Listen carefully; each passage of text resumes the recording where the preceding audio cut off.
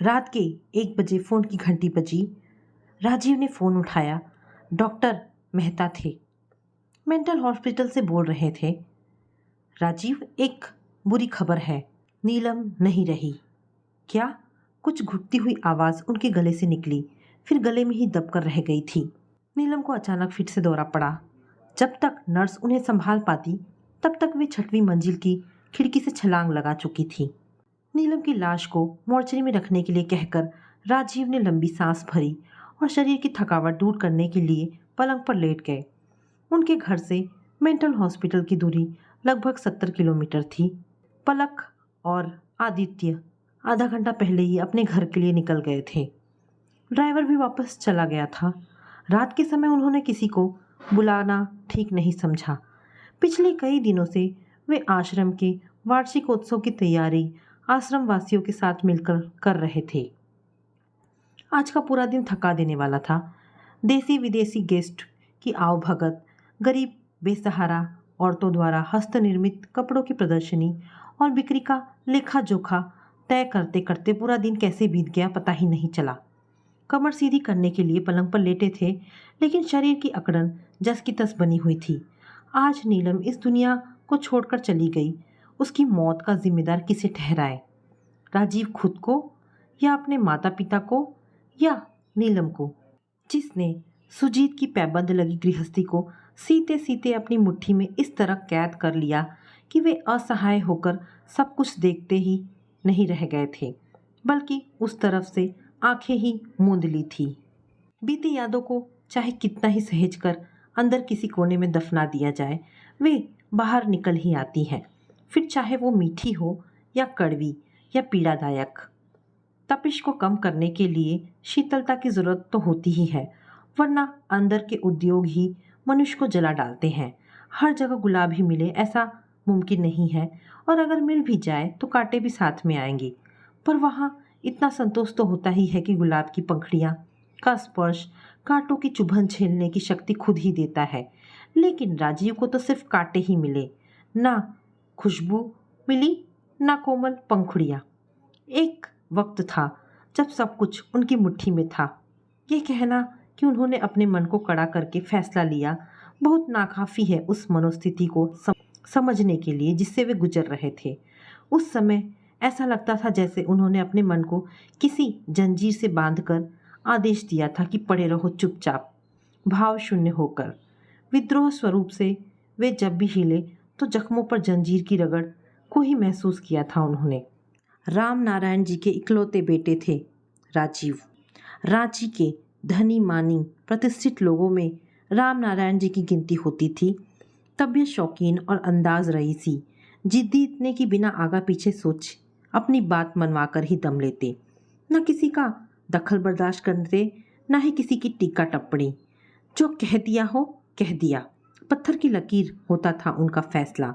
अपने गर्व और जिद्दी स्वभाव की वजह से उन्होंने राजीव और छाया की प्रेम कहानी की एक एक ईंट गिरा दी थी, और रह गया था एक खंडहर। दो प्रेमियों के अंदर पनप रहे प्रेम रूपी लहलहाते पौधे को समूल उखाड़ फेंकते समय उन्होंने यह भी नहीं सोचा था कि कितना दर्द हुआ होगा दोनों को।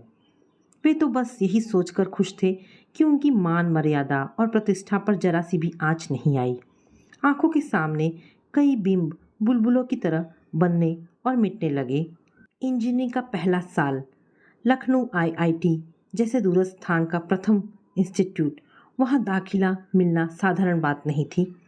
कॉलेज लाइफ में राजीव की मुलाकात छाया से हुई थी। वह इंदौर से इंजीनियरिंग करने आई थी। विद्यार्थी जीवन में दोनों ही पहले व दूसरे नंबर के प्रतियोगी जैसे रहे थे। छाया का हंसमुख चेहरा, अनुपम परिहास, रसिकता राजीव को उसके सर्वथा अनूठे व्यक्तित्व की नित नई झांकियां दिखाते रहते थे। होली आती तो वह अबीर गुलाल से पूरे परिसर में रहने वाले सभी लोगों को आकुंठ डुबा देती, और दिवाली पर किसी स्थानीय प्रोफेसर के घर जाकर ऐसे स्वादिष्ट व्यंजन पकाती कि सभी मेहमान उंगलियां चाटते रह जाते। छाया का साथ उन्हें भला लगता था। दोनों हर दिन मिलते।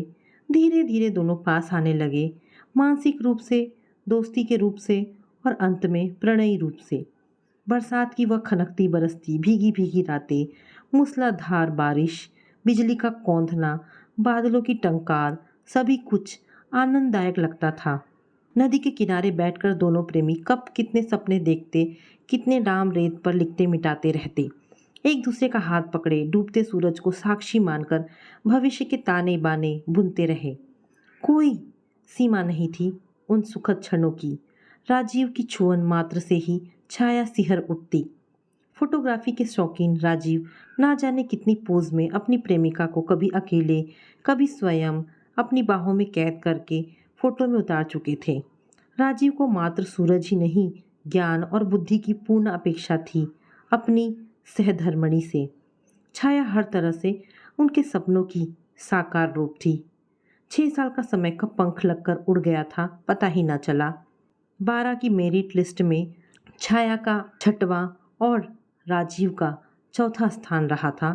लखनऊ को अंतिम प्रणाम करके दोनों ने दिल्ली में अपनी अपनी कंपनियों में मैनेजमेंट ट्रेनी के पद संभाल लिए थे। छाया के परिवार में सब कुछ साधारण था। अति साधारण माता पिता ने बेटी का मन और राजीव का अपनी बेटी के प्रति लगाव जानकर बड़े ही विश्वास के साथ उनके पिता के सामने अपना मन थोड़ी बहुत औपचारिकता के बाद खोल दिया था। राम नारायण जी, आज आपसे कुछ मांगने आया हूँ। छाया और राजीव का एक दूसरे के प्रति प्रेम तो आप जानते ही होंगे। आज बड़ी हिम्मत और उम्मीद लेकर आपके पास आया हूँ। बच्चों की लाइन एक ही है, दोनों एक दूसरे को पसंद करते हैं। मैं भले ही आपसे हैसियत में कम हूँ, पर विश्वास कीजिए, शादी में रस्मों रिवाज और आपकी खातिरदारी में कोई कमी नहीं रखूँगा। छाया के पापा के इस प्रस्ताव ने तूफान की स्थिति निर्मित कर दी थी। आमतौर पर तूफान की गति भले ही कितनी तीव्र हो, लेकिन उसकी अवधि बहुत थोड़ी ही होती है। अल्पविधि में ही तूफान अपने विनाशकारी निशान छोड़ते हुए गुजर जाता है। लेकिन छाया के पिता ने जो तूफान खड़ा किया था वह प्रकृति जन्य तूफान से अलग किस्म का था। ना तो इस तूफान के आने की किसी को पूर्व सूचना थी, ना ही उसकी गति में अप्रत्याशित तेजी ही थी। उनके इस प्रस्ताव ने बवंडर मचा दिया था पूरे घर में। मेरी समझ में यही नहीं आ रहा है कि त्रिपाठी साहब कि आपने इतने ऊंचे सपने कैसे देख लिए। कम से कम हमारी मान मर्यादा और प्रतिष्ठा का ध्यान तो रखा होता। कहाँ राजा भोज और कहाँ गंगू तेली। एक से एक अमीर धनी परिवार मुझे राजीव के लिए घेर रहे हैं। मैंने अपने बेटे को यह हक नहीं दिया है कि वह अपना जीवन साथी खुद चुने। ताजुब है, अपनी बेटी को समझाने के बजाय आप उसका प्रस्ताव लेकर यहाँ आ गए। फिर छाया के पापा की उपस्थिति में ही उन्होंने राजीव को भी आड़े हाथों ले लिया था। तुम्हारी हिम्मत कैसे हुई इतनी घटिया हरकत करने की? सोच लो, अगर तुम इससे शादी करोगे तो एक तरफ हम सब होंगे, दूसरी तरफ तुम अकेले। मेरे लिए तुम उसी दिन मर जाओगे जिस दिन इस लड़की का हाथ थामोगे। हम तो यूँ भी मर गए तुम्हारे लिए। हमारे रहते तुमने अपने लिए पत्नी चुन ली। अजीब सी दशा हो गई थी राजीव की। न किसी से बात करते, न लोगों के बीच उठते बैठते। जरा सा शोर सुनते तो किसी अंधियारे कोने में जा डुबकते। न रात में नींद आती, न दिन में चैन। हाथ पांव पसीने से भीगे रहते। बेटे की ऐसी दशा देखकर रमा जी घबरा गई थी। पति को समझाया था, दोनों पढ़े लिखे हैं, मिलकर कमाएंगे तो दहेज की क्या कीमत रह जाएगी।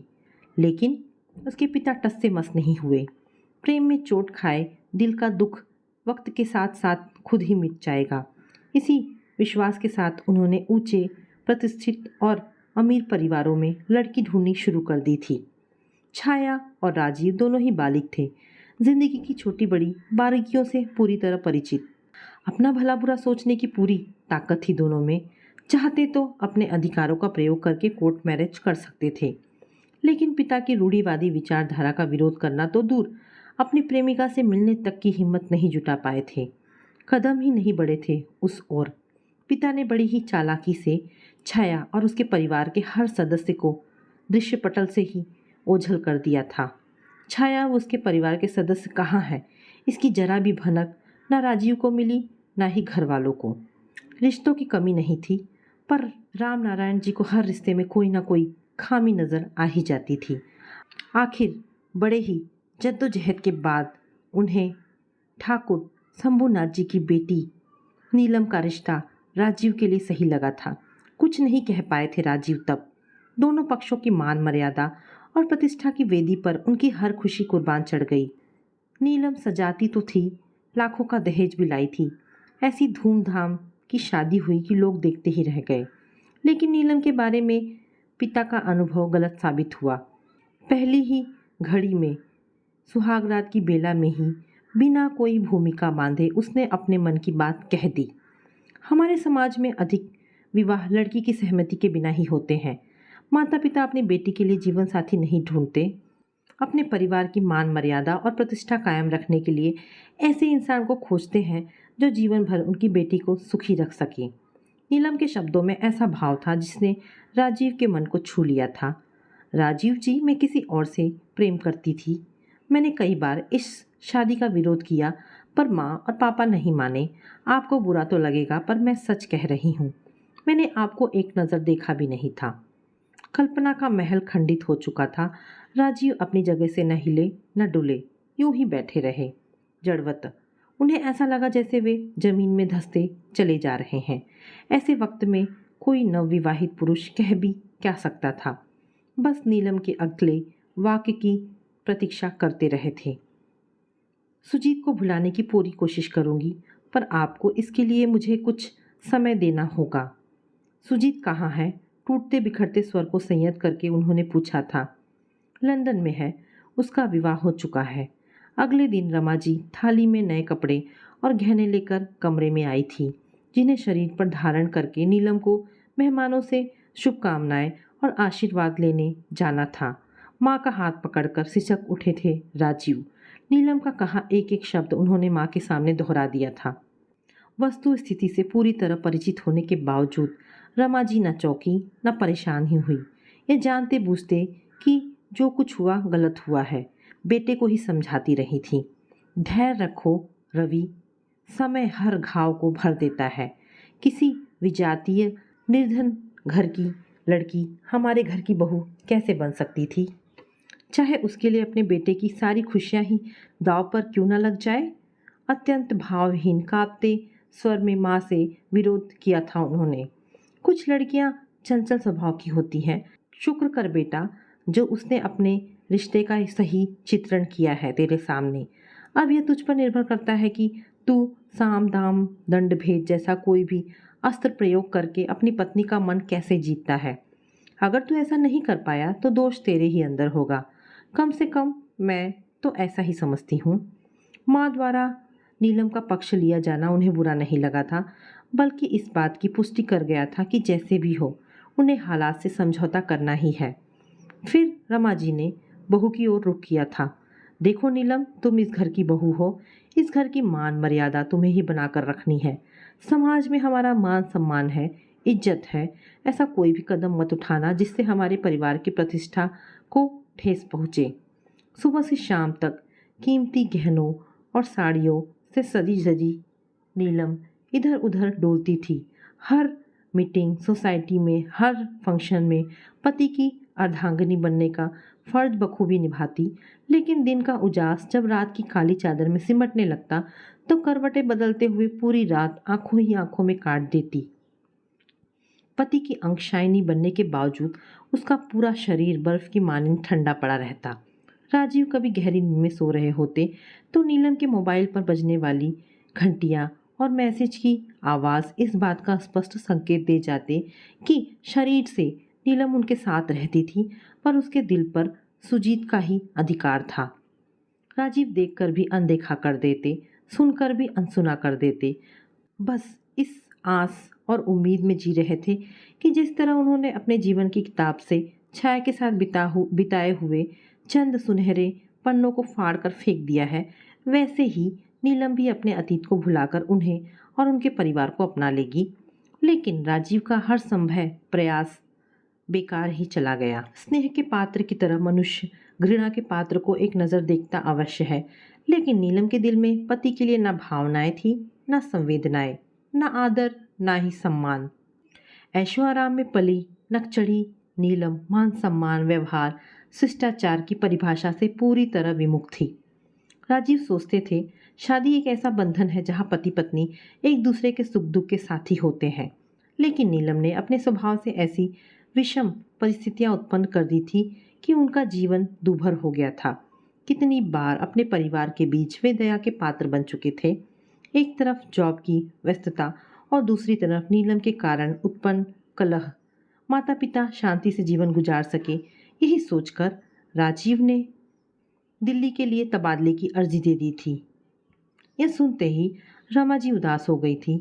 इकलौता बेटा उसे आंखों से ओझल कैसे होने देती।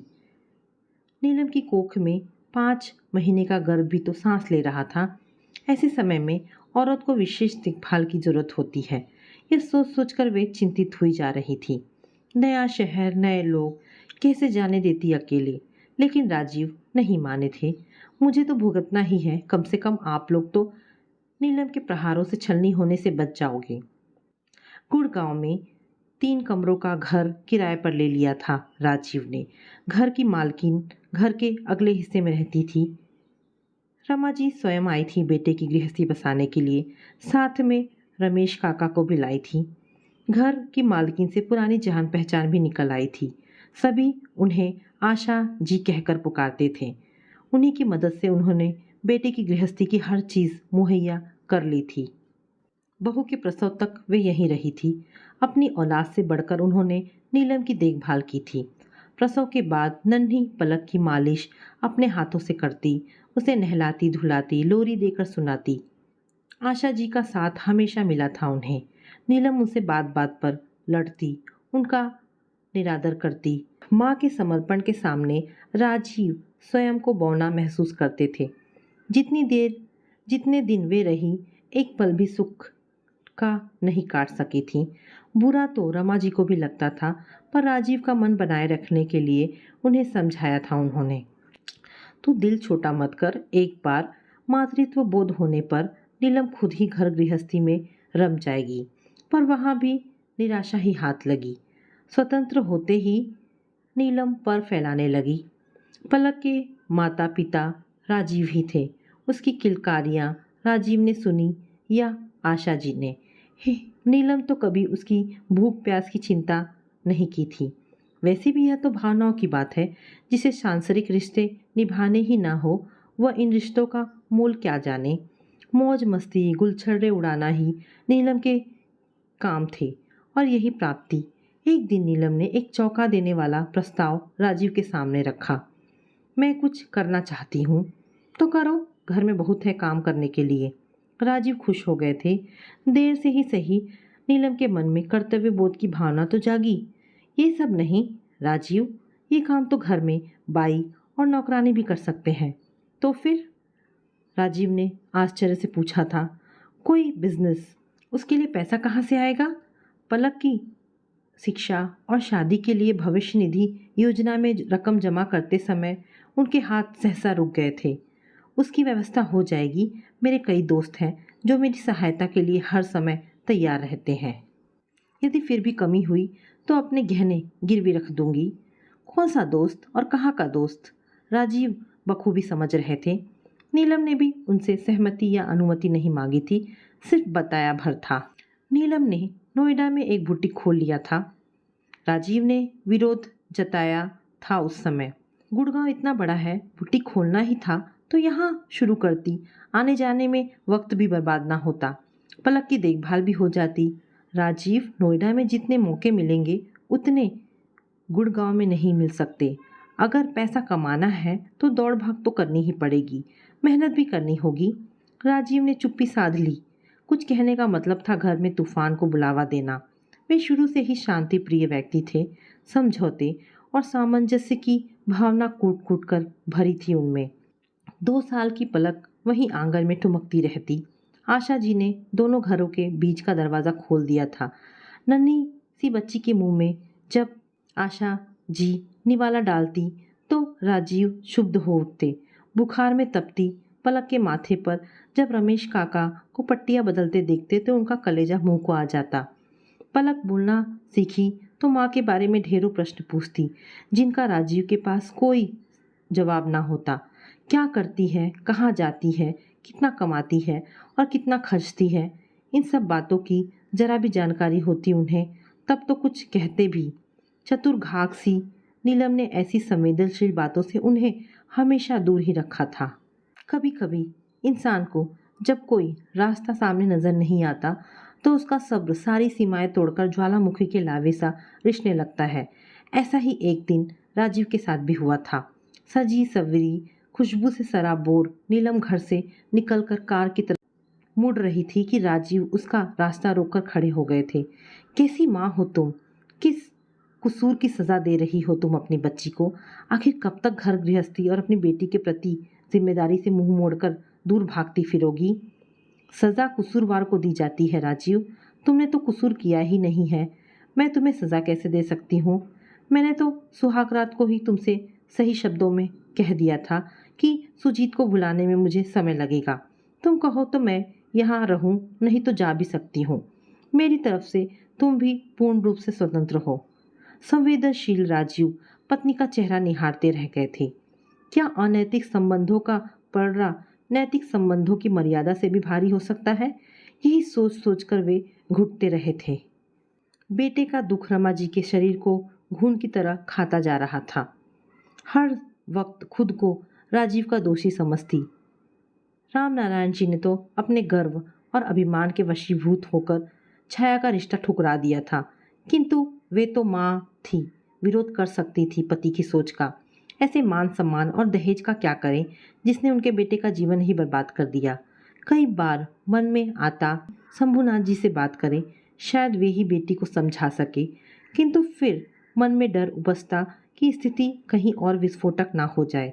बेटे का जीवन उन्हें मझधार में फंसी हुई उस नाव के समान लगता था जिसका कोई किनारा ही ना हो।